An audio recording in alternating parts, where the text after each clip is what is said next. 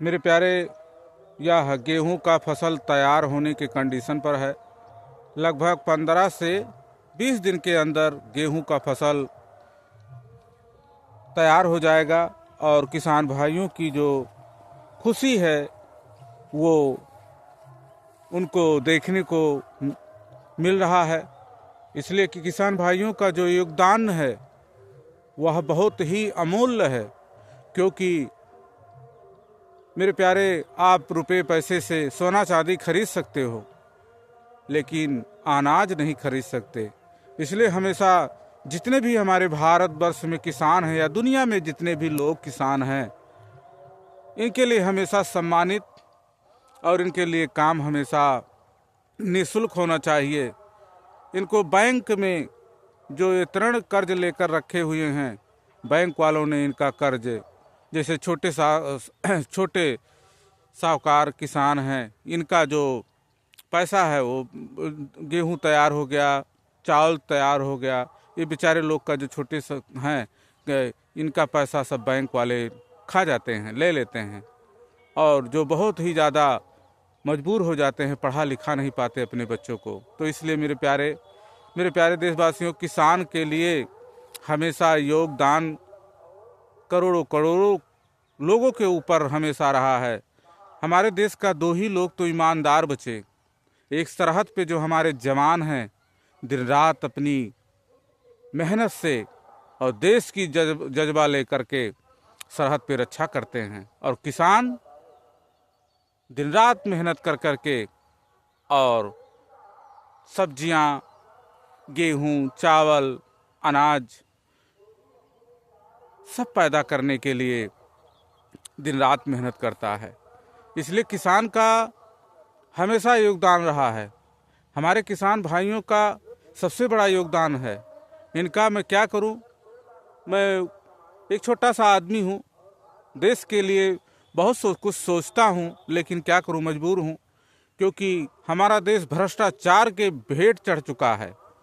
क्योंकि किसानों की बात तो करने वाले सब कोई आते हैं, लेकिन किसानों का बैंक में चले जाएं या कहीं चले जाएं, आज उनके पैसा जो छोटे साहूकार हैं, पैसा ना होने के कारण उनका बैंक में या कहीं भी अपने बिटिया का शादी करना है, तो उनको कोई दूसरा, अगर एक पैसे लिए हैं किसान क्रेडिट कार्ड से, तो दूसरे जगह वो पैसे नहीं कोई बैंक उनको देगा।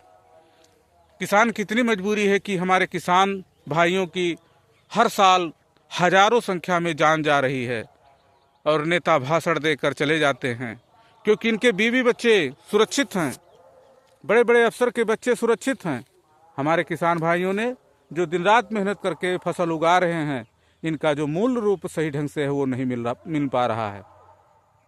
भाषण दे देने से पेट नहीं भरता है। भाषण देने के बाद में आप पानी, अनाज, फल फ्रूट खाते हैं, ये सब किसानों का ही देन है। लेकिन दुर्भाग्य हमारे देश का देख लो कि आज हम लोग लगभग 78वें साल बीत चुके, करीब आज़ादी मिली, लेकिन आज तक हमारे किसान भाई सही मूल्य से कोई अधिकार, सम्मान नहीं पा रहे हैं, क्योंकि भ्रष्ट जो लोग हैं इन्होंने हर जगह कब्जा करके रख लिया है, हर जगह कब्जा करके ले लिया है। क्या होगा हमारे देश का, मैं बहुत चिंतित भी रहता हूं, लेकिन क्या करूं, कुछ कर नहीं पाएंगे, क्योंकि जैसे सच्चाई कहने और सुनने का बहुत बड़ा कलेजा और क्षमता चाहिए। और किसान भाई हमारा हमेशा दिन रात मेहनत करता है, कोई सुनने वाला नहीं है मेरे प्यारे। जैसे सरहद पे हमारे जवान दिन रात ईमानदारी से अपना ड्यूटी देते हैं ना, ऐसे ही किसान भाई ईमानदारी से दिन रात खेती करता है, अनाज उत्पन्न करता है। कौन समझाए इन निकम्मों नेताओं को जो केवल भाषण देते हैं, क्योंकि भाई ये कहीं भी कुछ भी करेंगे, करोड़ों रुपया कमा लेंगे, क्या करोगे, क्योंकि सब चाबी इनके हाथ में है, इनके लोग इनके हाथ में हैं। और किसान का जो छोटा छोटा कर्ज है, वो आज अगर अपने बच्चों को पढ़ाना चाहें, जो किसान हैं जिसके पास 2 बीघा 5 बीघा 7 बीघा खेती है, वो कुछ नहीं कर पाता बेचारा। वो एक कपड़ा नहीं ले पाता है, कोई त्यौहार नहीं मना पाता है। ये हमारे देश के लिए शर्म की बात है। हजारों किसान हर साल आत्महत्या कर देते हैं बैंक के दबाव में, और उनको न्याय ना मिल पाना, समाज उनका बहिष्कार कर देते हैं, उसका ध्यान नहीं देते। समाज एकत्रित नहीं हो पा रहा है कि किसान का साथ दें। किसान है तो सब कुछ है। शहर में रहने वाले लोग, मेरे प्यारे, किसान के बदौलत आप अपने घर में सुरक्षित भी हैं। सुरक्षित तो हैं, भोजन का जो व्यवस्था है, अगर आप एनर्जी चाहिए तो अनाज तो बहुत आवश्यकता है। बड़ी बड़ी महलों में रह लेने से कुछ नहीं होगा अगर आप किसान का साथ नहीं देंगे।